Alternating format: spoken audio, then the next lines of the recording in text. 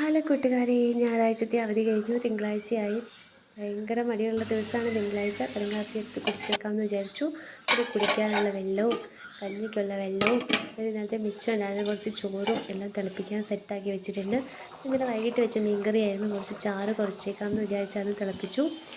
പിന്നെ നമ്മുടെ എല്ലാ തിങ്കളാഴ്ചത്തെയും ഭക്ഷണമാണ് ഇഡ്ഡലി സാമ്പാർ. അപ്പോൾ സാമ്പാർ കുറച്ച് മതി, കാരണം മീൻകറി ഉള്ളത് കൊണ്ട് കുറച്ച് ദേവൂട്ടിക്ക് മാത്രമുള്ള സാമ്പാർ മതി. അപ്പോൾ സാമ്പാറിലേക്ക് കുറച്ച് പരിപ്പ്, ഉപ്പ്, മഞ്ഞൾപ്പൊടി ഇതെല്ലാം ഇട്ട് വേവിക്കാൻ വെക്കുക കേട്ടോ. മുരിങ്ങയ്ക്കയോ അങ്ങനത്തെ പ്രത്യേകിച്ച് നല്ല കഷ്ണങ്ങളൊന്നും ഇന്നില്ലായിരുന്നു. ഉള്ള കഷ്ണം വെച്ച് തട്ടിക്കൂട്ടിയ ഒരു സാമ്പാറാണ്.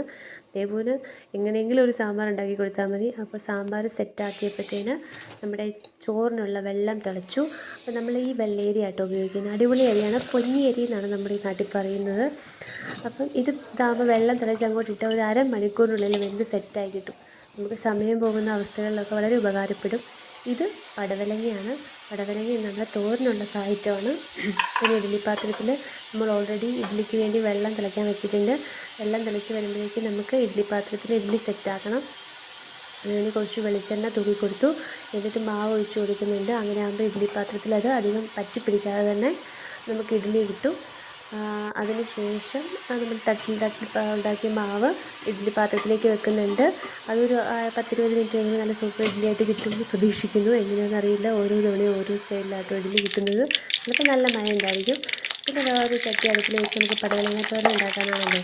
അപ്പോൾ എന്തായാലും എണ്ണ ഒഴിച്ച് ചട്ടി ചൂടാക്കുന്നുണ്ട്. അപ്പോൾ പിന്നെ രണ്ട് പപ്പടം കൂടി ആ കൂടി കാച്ചിട്ടേക്കാമെന്ന് വിചാരിച്ചു. ശേഷിക്കൂട്ടിൻ്റെ പപ്പടം എല്ലാ ദിവസവും വേണം. ഇത് നമ്മുടെ മീനാക്ഷി പപ്പടം കേട്ടോ. അതിങ്ങനെ ഇരിക്കുകയുള്ളൂ, അത് ഭയങ്കര പൊങ്ങി വരത്തൊന്നുമില്ല. പിന്നെ സാധാരണ പടവലങ്ങ തോരൻ വെക്കാൻ വേണ്ടി കുറച്ച് കടുക്, പച്ചമുളക്, പിന്നെ പടവലങ്ങ, തേങ്ങ, പച്ചമുളക്, ഉള്ളി, മഞ്ഞൾപ്പൊടി, ഉപ്പ് ഇതെല്ലാം ഇട്ട് നന്നായിട്ട് മിക്സ് ചെയ്ത് കുറച്ച് സമയം അരച്ച് വെക്കും. പെട്ടെന്ന് വേവുന്ന തോരനാട്ടോ ഇത്. എളുപ്പത്തിൽ ഉണ്ടാക്കാൻ പറ്റും. നമ്മൾ തേങ്ങ അരച്ചൊന്നും ചേർക്കുന്നില്ല, ജസ്റ്റ് തേങ്ങ ചേർക്കുന്നതേ ഉള്ളൂ. ഇത് അരച്ച് വെച്ച് ഇടയ്ക്കിടയ്ക്ക് ഇറക്കി കൊടുക്കണം, അല്ലെങ്കിൽ അടിയിൽ പിടിക്കും. അപ്പം കുറച്ച് കരിയാപ്പില ഇട്ട് ആഡംബരം ഇട്ട് കൊടുത്തിട്ടുണ്ട്. എന്നിട്ട് ഇത് അരച്ച് വെച്ചു കേട്ടോ. പിന്നെ സാമ്പാർ ഉണ്ടാക്കാനായിരുന്നു. സാമ്പാർ ഉണ്ടാക്കുമ്പോൾ കടുകും പച്ചമുളകും ഇടുന്നത് കുറച്ച് വെണ്ടയ്ക്ക വഴറ്റിയെടുക്കും. അതിൽ സാമ്പാറിലേക്ക് ഡയറക്റ്റ് ഇടാറില്ല, കുറച്ചൊന്ന് വഴറ്റിയാണ് ഇടുന്നത്. ഇത് പിന്നെ കായവും സാമ്പാർ പൊടി ഇട്ട് നന്നായിട്ട് മൂപ്പിച്ചെടുക്കും. വേറെ പൊടിയൊന്നും ഞാൻ ചേർക്കാറില്ല. ചിലപ്പം മുളക് പൊടി ചേർക്കും, ചിലപ്പം മല്ലിപ്പൊടി ചേർക്കും. ഇന്ന് സാമ്പാർ പൊടി മാത്രമേ ചേർത്തിട്ടുള്ളൂ.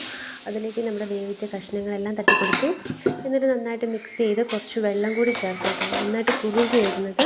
അതുകൊണ്ട് നമ്മൾ കുറച്ച് വെള്ളം കൂടി ചേർത്ത് സാമ്പാറും സെറ്റാക്കി എടുത്തിട്ടുണ്ട്.